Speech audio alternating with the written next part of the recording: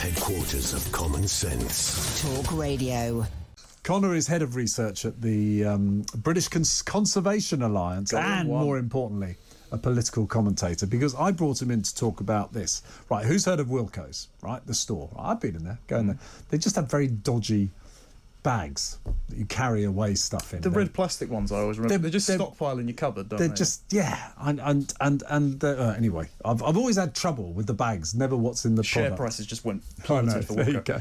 So, here you go. I'm going to read this little bit out because this is what happened. Wilko are sorry for saying staff could work with COVID. Now, retail chain Wilko essentially put out a note to their, I think it's 20,000 staff they've got actually, for miscommunication, which means, they need to just fess up. They basically said, if you have no symptoms, as I understand it, and you're feeling all right, and you've got COVID, come to work. Okay? And everyone went, you can't do that. You'll be infecting the world. You'll be infecting people at work. You'll be infecting customers. And they rode back immediately, changed their plan. So I thought, OK, what is the government advice, actually? And the government advice is actually pretty useless, but it essentially says it's kind of up to your employer and discuss with your employer what your policy should be. Now, we need to learn to live with COVID, right?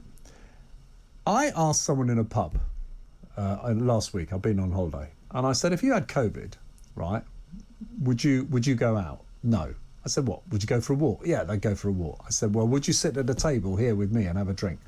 And he said, no, definitely wouldn't do that. I'd be putting people at risk. And I was thinking, I think I probably would. And I know I'll get huge criticism of this. I think I probably would, but I'd be sensible. And yeah, 3 out of the 4 people on that table when I said that said, no, that's completely wrong because you don't know who you're going to infect and what it might mean. Where do you stand on this? Well, I was going to say exactly the same as you. I'm almost shocked that we're not going to have a battle on this, Nick, or disappointed. Okay, I'll take the other view and then we'll have a battle. Play devil's advocate, that's fine.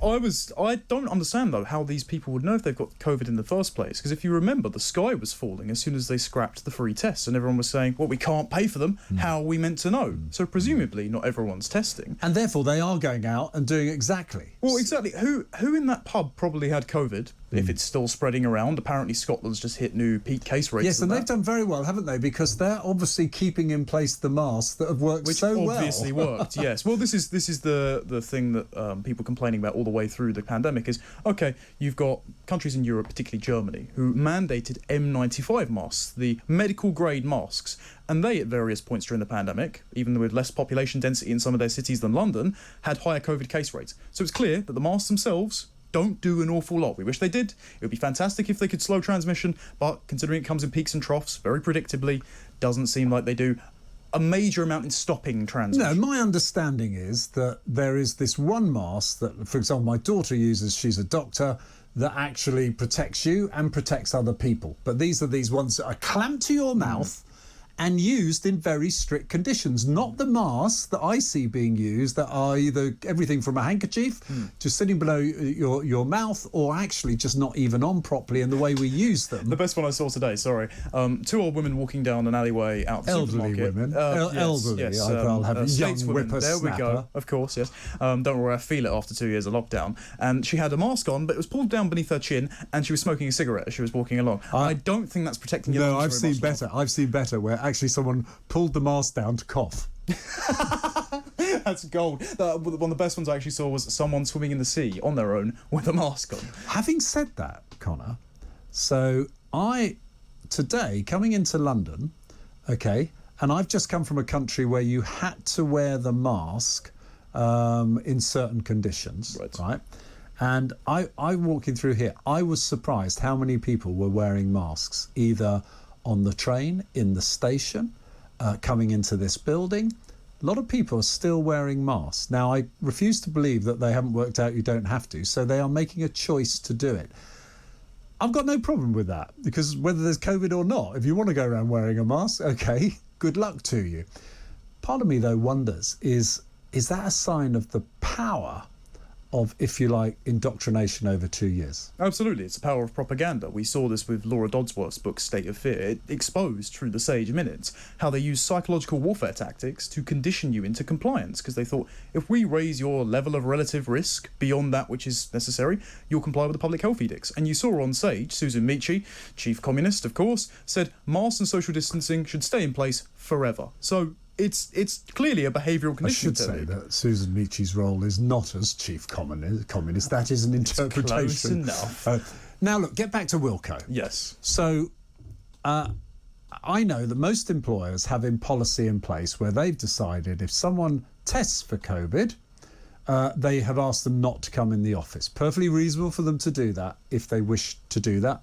Again, it's a free country, they can actually do it.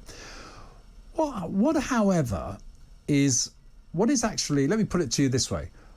Why should a company like Wilko, that deals in the retail, the public are going in and out, aren't they being a bit reckless saying, if you've got COVID and you know you've got COVID, come in? I mean, these people could be shopping, stacking shelves, chatting to some elderly lady who might be very vulnerable. So aren't they wrong to have actually said you can come into work? Well, two things. First of all, if we believe in here, as we are, of course, mandated to say by Ofcom, that the vaccine works, etc., and it's saved plenty of people who are elderly and vulnerable, which hospitalisation seems to bear out. Fantastic. Which I agree with entirely, yes. Not because we're obliged to say. I know, I'm winding you up.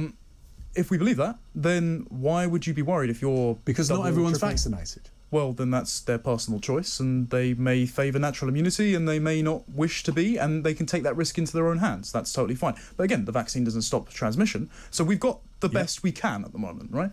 Also, do Wilko have this policy for the cold, the flu, any other various transmissible diseases? I don't think they do. And I think Wilko actually has made a financial gamble here, because if you look at during the pandemic, they closed 15 stores, so they're possibly starting to see, we can't afford to have this many staff off and paying you for doing nothing, because we're feeling the squeeze. Well, part of their problem is they've actually lost a lot of staff, and like everyone has lost quite a lot of staff, but they did lose a lot of staff, I think, which has compounded their problem, and I suspect was what was behind saying, come into work, because we can't do any business without it.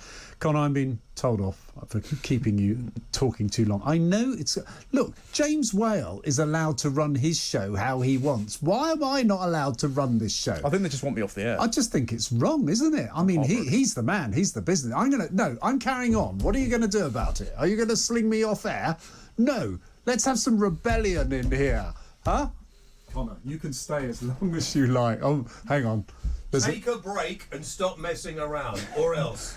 Just do it. Love you too, James. Ladies and gentlemen, Connor Tomlinson. Pleasure. Good talk. Hot talk. Bold talk. Talk radio. Listen on your smart speaker. Watch it live on your smart TV. The world headquarters of common sense. Talk Radio.